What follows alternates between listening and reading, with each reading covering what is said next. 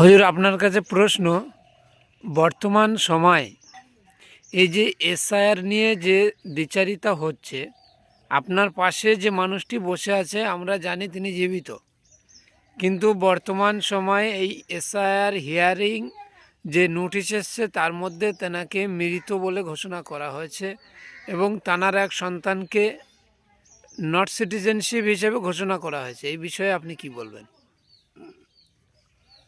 আসসালামু আলাইকুম ওয়া রাহমাতুল্লাহি ওয়া বারাকাতুহু। আমি মোহাম্মদ আব্দুল মান্নান নদভী, জয়গ্রাম জেন উচ্চ বিদ্যালয়ের শিক্ষক এবং বর্তমানে আমি জেলিয়াখালী, সন্দেশখালীর অন্তর্গত জেলিয়াখালী গ্রাম পঞ্চায়েতের ভাটডুবি 190 নম্বর বুথে বিএলও বলছি। এই ব্যাপারটা এমন একটা পজিশনে এসে গেছে যে সাধারণত আমরা সকলকে খুব সুন্দরভাবে দেখছি যে তারা ফর্ম ফিল আপ করছে। ফর্ম ফিল আপ করার পরে সব জমা দিয়েছে। জমা দেওয়ার পরে আমরা সব আপলোড করে দিয়েছি। আপলোড করে দেওয়ার পরে তারপরে একটা খসড়া তালিকা আসলো।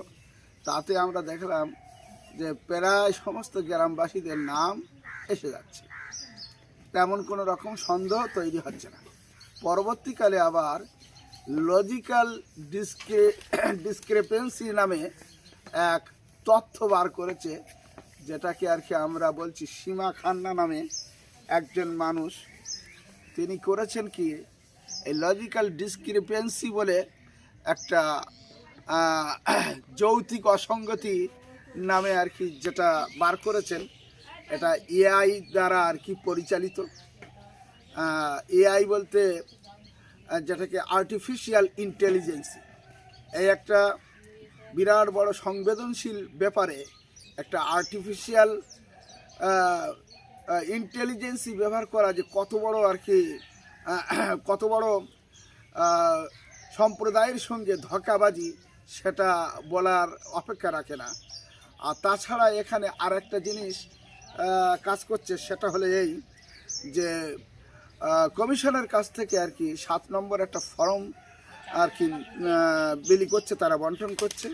তাদের কাছে সমস্ত রকমের সমস্ত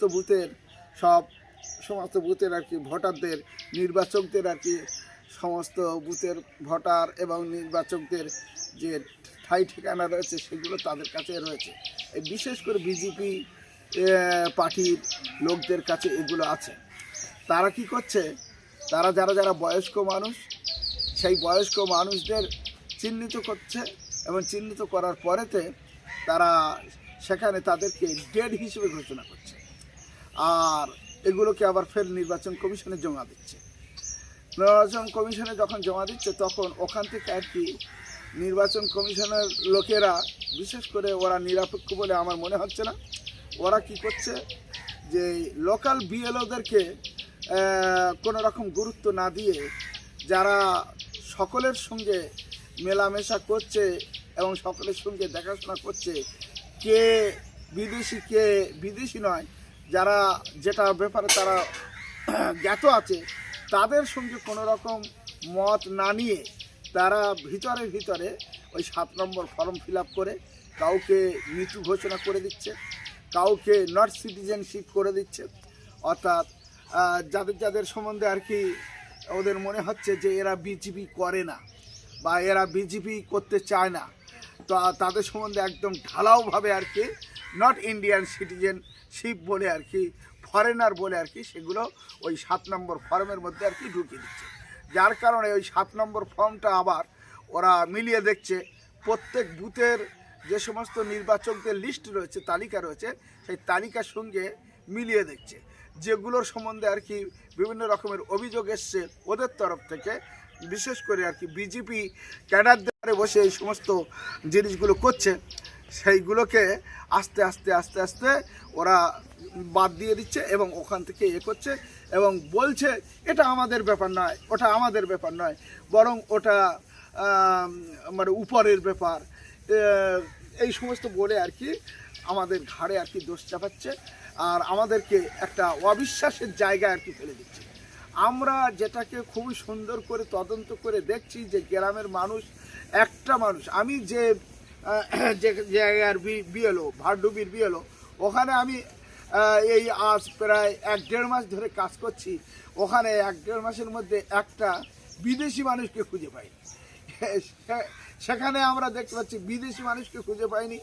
মৃত মানুষ যারা, তাদেরকে আমরা নোট করে দিয়েছি যে এরা মৃত মানুষ। যারা শিফটেড তাদেরকেও নোট করে দিয়েছি যে এরা শিফটেড। যারা অন্য জায়গায় ভোটার হয়ে গেছে তাদেরকেও আমরা ভোটার চিহ্নিত করে দিয়েছি। যারা মারা গেছে তাদেরকেও চিহ্নিত করে দিয়েছি। তাহলে বিএলও নিয়োগ করার অর্থটা কি? কিছু বুঝে আসে না। মানে বিএলও নিয়োগ করার অর্থ হলো বিএলওদের উপরে বিশ্বাস করতে হবে। তো বিএলওদেরকে বিশ্বাস করছে না। তারা কি করছে না, বাইরে থেকে যে সমস্ত লিস্ট বানিয়ে দিচ্ছে সেই সমস্ত লিস্টগুলো কি করছে না, সেই সমস্ত লিস্টগুলো পাবলিশ করছে। পাবলিশ করে সেখানে দেখা যাচ্ছে কি হচ্ছে না, সেখানে যে ব্যক্তি মৃত নয় সে ব্যক্তিকে মৃত ঘোষণা। এই আমার পাশে আমার শাশুড়ি রয়েছে, প্রায় 80 বছর বয়স, আল্লাদি বিবি। এই আল্লাদি বিবি এই মানে একেবারে আমাদের এই ভারতবর্ষের মানে একজন বাসিন্দা। জীবনে বাংলাদেশ বলে একটা দেশ আছে, সাধারণ মানুষ তো দেশ আছে বলে হয়তো জানেও না, তাকে ফরেনার ঘোষণা করে দিচ্ছে, তাকে মৃত ঘোষণা করে দিচ্ছে। তা যে ব্যক্তিটা জীবিত রয়েছে সেই ব্যক্তিটাকে মৃত ঘোষণা করে দিচ্ছে। আর এই আমার পাশে রয়েছে আমার শালা, এ আমার ছোট শালা। এই ছোট শালাকে ফরেনার বলে ঘোষণা করছে। তাহলে এদের কত বড় কাণ্ডজ্ঞানহীন যে একটা মানুষকে ফরেনার বলে ঘোষণা করছে। তা সে এখানে পড়েছে, তার সার্টিফিকেট আছে, সে এখানকার বাসিন্দা, তার সমস্ত রকমের ডকুমেন্টস আছে। সমস্ত রকম ডকুমেন্টস থাকা সত্ত্বেও তাকে ফরেনার বলে ঘোষণা করছে।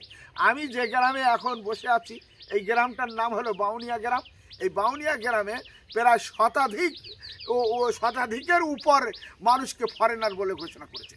তাহলে নিশ্চয়ই একটা দুষ্ট চক্রান্ত চলছে।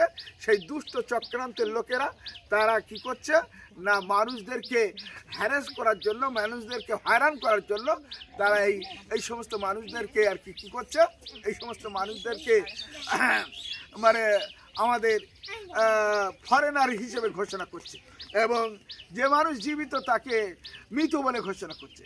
সেই জন্য কঠোরভাবে এর বিরুদ্ধে প্রতিবাদ জানানো দরকার। আর আমি বিশেষ করে আর কি নির্বাচন কমিশনকে বলবো যে নির্বাচন কমিশন যেন এ ব্যাপারে সঠিক পদক্ষেপ নেয়। নির্বাচন কমিশন নিরপেক্ষ নেই, এই সমস্ত সিদ্ধান্তর কারণে আমরা বুঝতে পারছি নির্বাচন কমিশন যেটা নিরপেক্ষ একটা সংস্থা, সেই নিরপেক্ষতাকে হারিয়ে ফেলেছে।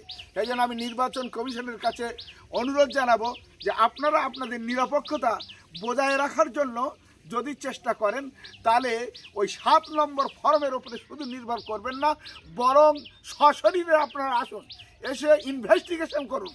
ইনভেস্টিগেশন করলে তখন বুঝতে পারবেন যে মানুষগুলো তারা বেঁচে আছে না মানুষগুলো মরে গেছে না মানুষগুলো ফরেনার, এটা তখন বোঝা যাবে।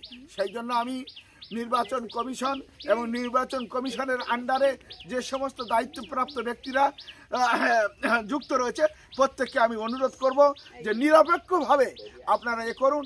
এরকম করে একটা দলের হয়ে বৈধ যারা বৈধ দেশের নাগরিক, এই বৈধ দেশের নাগরিকদেরকে আর এভাবে হ্যারাসমেন্ট করবেন না, এটা আমি সকলের তরফ থেকে অনুরোধ করছি। আর সাধারণভাবে দেখা যাচ্ছে একটা জন্ম তারিখ নিয়ে গণ্ডগোল, তার জন্য কি লজিক্যাল ডিসক্রিপেন্সির কারণে তার জন্য নোটিশ আসছে। আমি তো এখানে আপনাদের সামনে উল্লেখ করছি ভারতের প্রধানমন্ত্রী, মাননীয় প্রধানমন্ত্রী মোদী মহাশয়, উনি যখন নমিনেশন পেশ করে, উনি যখন ভোটের নমিনেশন পেশ করে, সেই নমিনেশনে ওনার বয়স লেখা হয়েছে 17 সেপ্টেম্বর 1950। আর ওদিকে গুজরাটের ইউনিভার্সিটি থেকে ওনার যে জন্ম তারিখ বার হয়েছে সেটা আগস্ট মাসের 1949। 1949 যে ব্যক্তি আমাদের প্রধানমন্ত্রী, মাননীয় প্রধানমন্ত্রী, তার জন্মের গণ্ডগোল রয়েছে, তার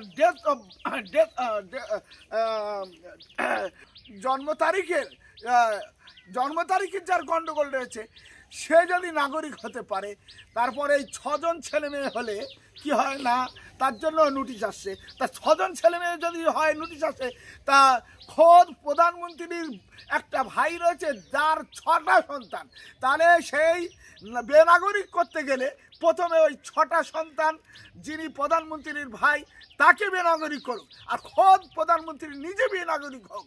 কেননা এদের মধ্যে লজিক্যাল ডিসক্রিপেন্সি দেখা যাচ্ছে।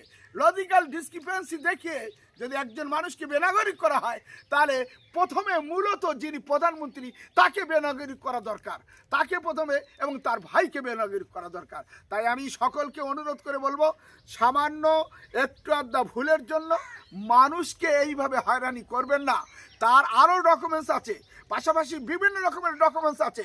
বরং সশরীরে আপনারা আপনাদের যে সমস্ত লোক আর কি, যে সমস্ত লোক এতে ইনভলভ রয়েছে, সেই সমস্ত লোকরা সশরীরে যাক না, এই মানুষটাকে 10 জনের কাছে শুনুক না, এই মানুষটা এই দেশের নাগরিক কিনা, এইটা সশরীরে গিয়ে তো শুনলে আর কোনো মানুষের ওপরে হ্যারাসমেন্ট হয় না। সেই জন্য আমি সমস্ত দায়িত্বপ্রাপ্ত ব্যক্তিদেরকে অনুরোধ করে বলবো, এ ব্যাপারে সঠিকভাবে সঠিক পদক্ষেপ নেওয়ার জন্য অনুরোধ করব, যেন সঠিকভাবে মানুষের সঙ্গে কোনো রকম যেন বেআইনসাফি না হয়, মানুষের সঙ্গে যেন কোনো রকমভাবে কোনো অনৈতিক ব্যবহার যেন না হয়।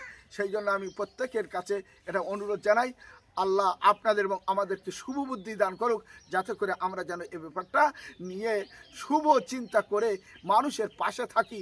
মানুষকে এইভাবে কষ্ট দিয়ে আমরা কোনো দিন উত্তীর্ণ হতে পারবো না। ওরা যে দুর্বিসন্ধি করছে, সেই দুর্বিসন্ধি কোনো দিন সফলতার মুখ দেখবে না। তাই আমি আপনাদের কাছে অনুরোধ করে বলবো, সঠিকভাবে এই জিনিসটাকে যাচাই করে। আমরা ইদানিং তো দেখলাম এই নেজার থানায় যেখানে আর কি হিয়ারিং হচ্ছে, সেখানে লেখা রয়েছে যে received and heard and not ভেরিফাইডটা লিখে দিচ্ছে।